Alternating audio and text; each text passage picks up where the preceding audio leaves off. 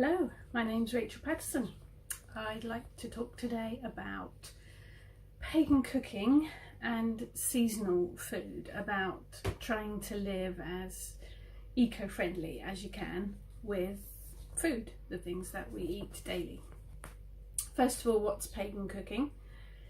Got a bit of a reputation for cake, but I do love baking, I must admit. I do find it quite therapeutic. But what's pagan cooking? I think pagan cooking is probably a bit of a restrictive title, but what does it cover? I've come to the conclusion that it covers quite a lot of things. Cooking specific foods and dishes for Sabbats, using magical ingredients that correspond to particular intents, such as love and prosperity, creating foods to honour deity, baking breads and cookies to eat whilst during ritual, food prepared to serve at workshops and pagan gatherings, dishes created in harmony with particular moon phases, working with seasonal ingredients, which I think is a key one for me, being mindful of where your ingredients come from. I think it includes pretty much everything, including cooking for your family, which I obviously do on a daily basis, and I try and use seasonal ingredients whenever I can, and mindful of where they are sourced from. Whenever I cook, I add a dash of magic, whether it's cakes for an open ritual or whether it is my family dinner. I recognise and acknowledge the energy of each ingredient. I stir clockwise to bring in positive energy. When I wash the vegetables, I visualise any negative energy draining away. And I try not to cook when I'm in a grumpy mood. Your energy affects the success of the meal and will transfer to the ingredients. But for me, I think the real key is seasonal ingredients. I think we've gotten incredibly lost in the world of food supplies. Being able to purchase strawberries in December is just madness. Convenient, but they've been shipped from across the globe. They're completely out of season. They've been grown in a polytunnel somewhere. Let's not even go into the cost of shipping, the airfare or the shipping, and the fact that all of the eco damage that will have done as well. And the fact that they're not going to taste of anything. If they are out of season, they're going to taste of nothing. If you can grow your own stuff, brilliant. My dad's always had an allotment, but I don't have the time or the space myself. I grow my herbs in my small little garden, but there's only so much you can do with the space and the time that you've got. I do order my fruit and vegetable from a local organic farm. They are brilliant. They deliver to the door, slightly more expensive than if you're buying in the supermarket. So you've got to be aware of your budget as well. I do appreciate that. I've got a family of 5 to feed, so I have to be careful of the money that I spend because we're all working to a budget. But the bonus as well with having the vegetable boxes delivered is the lack of plastic. Nothing comes in plastic bags. It's all delivered in cardboard boxes that they take away again the following week and reuse. Apparently they can reuse the cardboard boxes 10 times before they have to recycle them completely. All of the veg itself is delivered in paper bags, so there is no plastic, which if you buy all your veggies in the supermarket, that's all they're covered in. So that's my bit on the fruit and vegetable side. On the meat side, I do eat meat. I eat a lot less than I ever used to.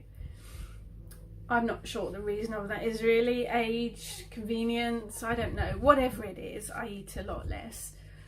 But I am very mindful of where I get it from. And again, you have to stick to a budget. Meat's expensive.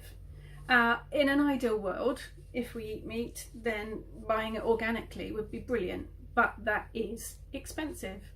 So I try and look for the farm assured stuff so that at least I know that the animal has had a decent life. And I try I don't eat it every day. So you've got a little bit more money in the budget if you don't eat meat every day. My teenagers always insist on meat. so I have to cater for everybody in the family, really. I have worked on a farm myself. I have seen the other side of it. Thankfully, the pig farm that I lived and worked on was free range. But at the end of the day, they were shipped off to, you know, provide food for others. So I think that's a decision you have to make for yourself, and you have to be mindful of your budget. So I think it's a case of doing what you can, really, within your budget.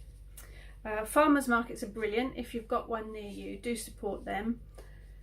There's no local greengrocer in my area. There are a couple of butchers, but I have noticed that they do tend to ship in a lot of meat from abroad, which again is, you're covering airfare and the eco damage that does as well. So do your homework, basically. I know some of the supermarkets now are only supplying locally sourced meat, which is good. Decision you have to make yourself, basically, but think about it. Think about, you know, we can all do our own little bit, really. Waste is another one. My childhood, we had a roast beef on a Sunday. Monday we'd have cold meat and jacket potatoes, and Tuesday the leftover cold meat and potatoes would be made into rissoles. So that one joint of meat would do us for 3 days. And I think we were probably much more mindful of waste then, and food was used up. We did have things made out of leftovers. One of my favourite desserts, bread and butter pudding, is made of stale bread. And I think we were perhaps more mindful of that, and I do try and do that myself. Again, it's thinking about what you can do, and it is thinking about being inventive with ingredients that are left over. At the end of the week, the day before my new veggie box is delivered, I normally do a big vegetable chilli or a soup with all the items that are left over. The amount of food that is thrown away, at least in this country, and I'm sure in a lot of other countries, is criminal. It is frightening how much food gets thrown literally in the bins. And it all costs us money too. So if you're working on a budget, then making things with leftovers is definitely a good idea as well. It's just about getting a little bit creative. The convenience as well. I mean, I do a supermarket shop on occasion, just to top up the veggie box and to buy, you know, you've got to buy other stuff, cleaning products and bits and pieces as well. The food police aren't going to come and bash your door down if you buy bags of frozen veg instead of organic veggie boxes. Honestly, you've got to live practically as well. And a lot of the frozen veg is brilliant. And if it's in the freezer, you're not going to waste it either. You're not going to have leftover stuff in your fridge that's going to get thrown away. So it is about being practical as well and mindful. Some vegetables are not nice frozen, trust me. Brussels sprouts, frozen, nasty. Fresh, lovely. I might be alone in that decision that Brussels sprouts are lovely, but there you go. Foraging is another thing, not something I do particularly. I live on the edge of a city, so any weeds and wild stuff is usually a little bit polluted. But if you live in an area or you can get out to wherever you can forage from, brilliant. Hedgerows, fields, forests. Just please make sure you identify it properly. Not good if you don't identify it. Please don't poison yourselves. Not good. But Mother Nature does provide a lot of items for us that are free. Just make sure to leave enough for the wildlife and nature to do its thing as well. And across the globe, really, I love food. I love to try cuisines from all over the place. Mexican's one of my favourites, Indian's one of my favourites.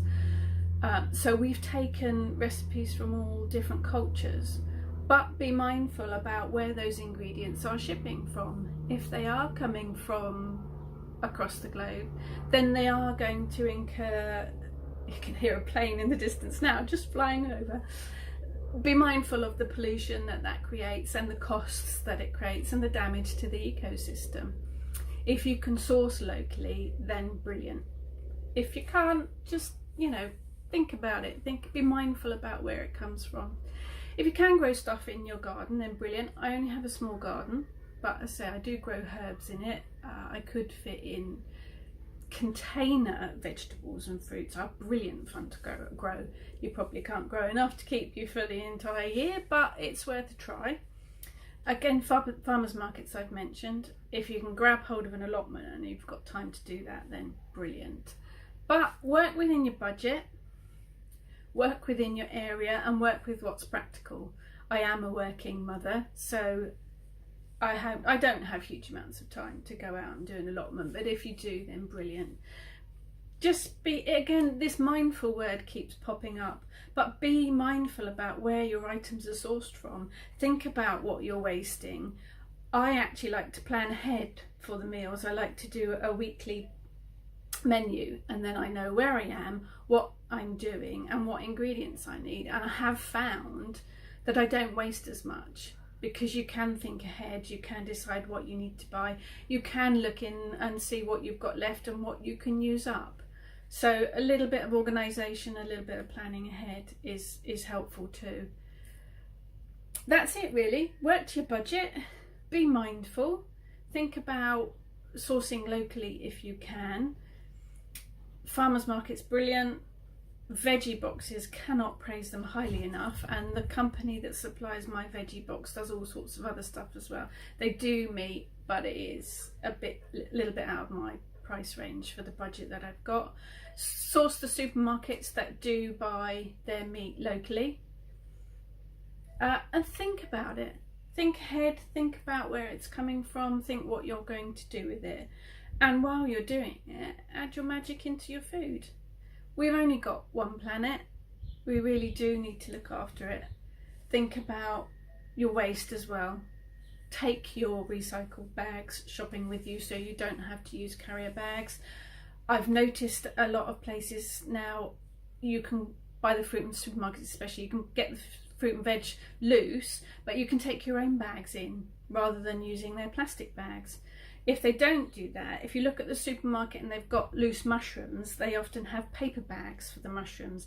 Take those paper bags and use them for all your other fruit and veg as well. They'll get the idea eventually, the supermarkets. They are trying. They are, it's all down to money for them really, but they're getting the idea. Support locally, think ahead, be mindful of what you're eating. But basically, food is a huge part of life, so you have got to enjoy it as well. And it is just about a little bit of thought, a little bit of planning, and keep cooking.